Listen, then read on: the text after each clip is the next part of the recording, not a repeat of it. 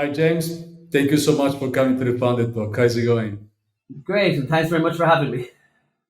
My pleasure. Thanks for your time. So, before we move to pitch, would you like to give an introduction to yourself? I'm James Power. I'm an engineer who studied here in Limerick, but I grew up on my family dairy farm in County Waterford, and that is the basis of our idea. We formed with my friend from college, Kevin. Our company's AgriGuardian, and our mission is to save lives on farms. Okay, so as I said, we're based in Limerick. We're a multi-award winning startup. Our mission, as I said already, is to save lives on farms. Um, Normally here you'd have a picture you can see behind the granddad, the mother, and the granddaughter. This would be considered idyllic farming life by most people, and when we surveyed our customers, this was very aspirational to them. But unfortunately, this isn't the reality of farming in Ireland and across the EU. In Ireland, agriculture accounts for 50% of all workplace fatalities, but only makes up 5% of the workforce. And very similar statistics are seen across the EU. Um, these headlines here, just from the island of Ireland, all quite recent and all telling the tragic story of a family and a community changed forever. So our app then was built from the ground up. As I said, me being from a farming background, understood the complexities or the challenges in trying to combat an issue such as this. So I'll just run through our three features. Our first one is alert zones, and many people would know it as geofencing. So guardians on the app can put boundaries around the back garden, which is the yellow box you see on the screen there, or around a danger zone, which would be the red box on that screen also, which is where the slurry pit is. So if a protected user is to leave a safe zone or enter a danger zone, every guardian in the app is alerted. So it's across the whole family. Our alerts are quite unique as well in that they're not just push notifications that you see on your phone. They're more akin to a phone call or the alarm that would have woken you up this morning. Our second feature then is the proximity alert. If the protected user comes within typically 10 meters of the guardian, their phone will start to alert again.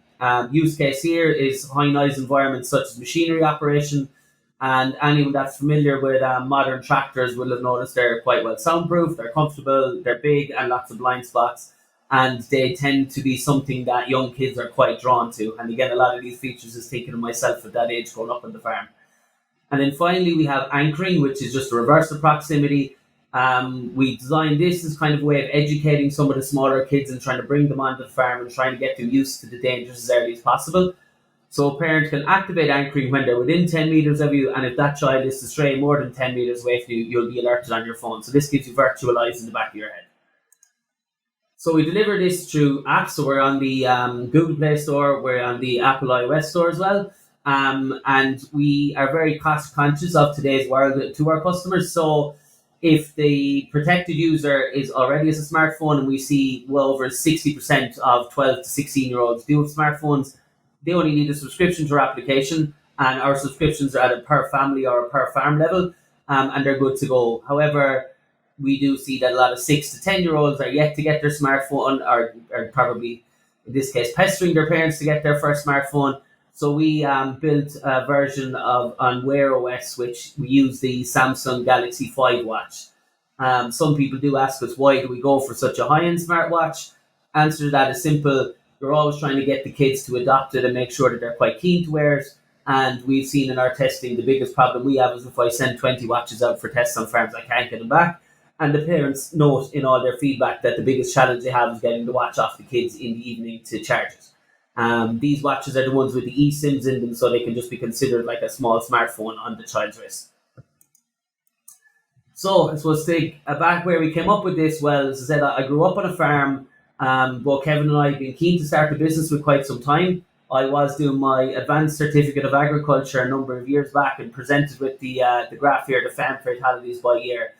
And you can see it's pretty much stagnant. And that is, even in Ireland, probably the most successful education campaign I can remember, in that even people that have nothing to do with farms are very aware of the dangers on farms, but yet they don't seem making a real dent in this. But we surveyed our customers, and 95% of them had purchased something to try and make their farm safer for kids, but that was the most high-tech solution available to them was the high-vis jacket. So we saw, where there's Fitbit wearables, it's a world we're getting very used to being in. We saw that there was definitely an opportunity for us to step here and make a very big leap forward and make a meaningful step towards trying to cut down those fatalities. Um, to date, then, we've been funded by Enterprise Ireland. We've won a three grants for small business with Three the mobile operator, and we have an LOI with them to be stocked in their stores next year. First Milk are the third biggest dairy producer in the UK. They're looking to buy a subscription for every one of their members' children. And AXA Insurance here in Ireland as well. We've met the head of AXA Farm Insurance in Ireland, and they as well are going to buy a number of multi-subscriptions as well in order to hand out to their members as well and hopefully reduce some premiums. Then simply how we generate revenue, well, we've direct sales of the watches, and that is either through partnerships that we're just starting to explore with the likes of Vodafone and Three, or selling them directly through our website ourselves. Our main revenue stream is the app subscription, and that's recurring revenue, obviously. We're priced at €9.99 a month or €99 for a year, and again, that's at a per farm level, unlimited amount of users in that, so you can add in various guardians, like we tell the parents, add in mum, dad, aunts, uncle, as many as you think necessary. And then I suppose something we didn't really see as a revenue stream when we started out, and this is, we did consider ourselves very much a B2C company, but as you saw on the previous slide, we're getting quite a lot of B2B interest, and that is helping a lot of these companies meet their CSR, their ESG goals. So, our next step for the next 6 months is to go and meet companies like Glambia and Kerry Group here in Ireland again. And they all have a line in their CSR goals about protecting their members. So, as we like to say to them, well, prove it. So that's it from us in a whirlwind. Thank you very much for your time for having me, and looking forward to the questions. How big is this market?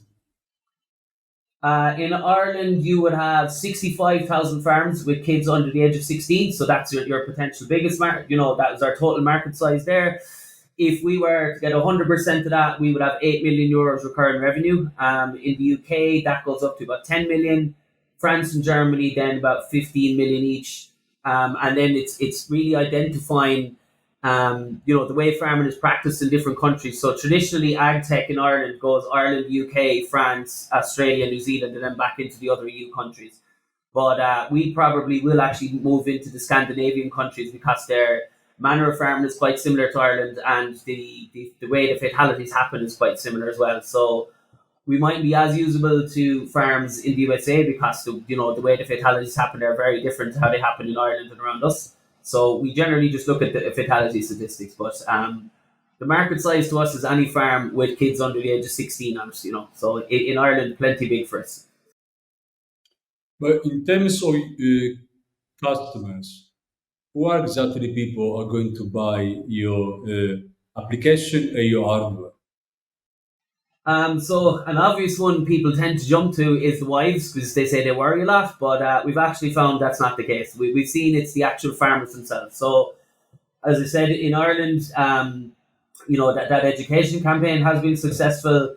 I think, maybe it's a bygone era that men seem to think they're invincible. I think most farming men in Ireland now will admit that it's a very dangerous thing they do. There's nobody we meet at a trade show that can't tell a story of somewhere where they came very close. And, when you have kids yourself, like it's something you worry about all the time. And, even I see in Ireland here, the amount of kids just cycling on the roads now with bike helmets. In my time, that one in every maybe 15 of us wore a bike helmet. Now 15 out of 15 are wearing a bike helmet. So, not that many fatalities happen on bicycles.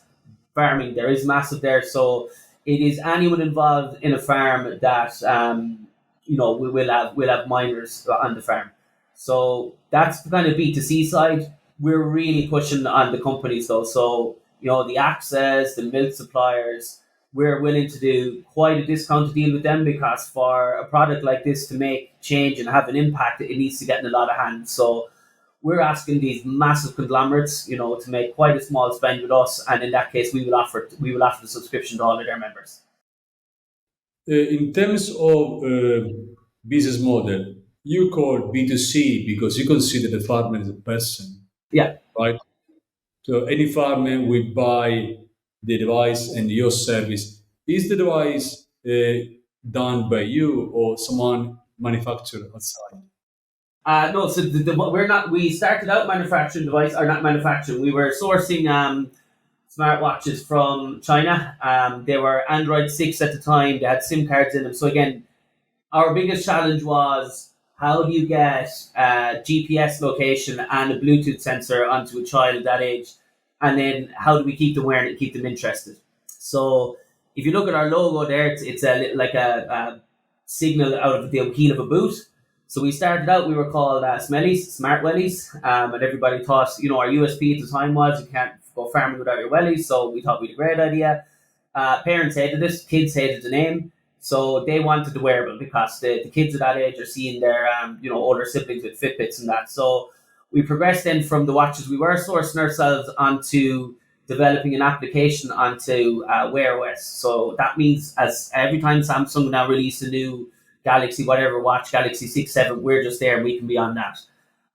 The cost of them, they are like coming down every year. When we started, them Galaxy 5, 6 watches were €500 a unit retail. They're now down to about 280. Like anything with technology, it's coming down. And then here in Ireland, we've met the Minister for State for Agriculture, Martin Hayden, and we're looking at being put on a grant program here for farmers in Ireland. It's called TAMS, Targeted Agriculture Modernisation Scheme. And that would mean that we could sell, a family of three, a multi-year subscription and three watches, and they would get half the price reimbursed. It's a pretty niche market, yeah, very much so. Who is competing with you today? So there is other child tracking wearables, and that is about as far as I'd say is their competitor. So there's Moochies. They come from New Zealand. They've been very successful in, so we say kids outside of farming. They really only offer one of our features. They don't offer the features we offer in the combination we do. And that's very important because, the features we've designed are each one of them deals specifically with the highest case of fatality in that under 16 group.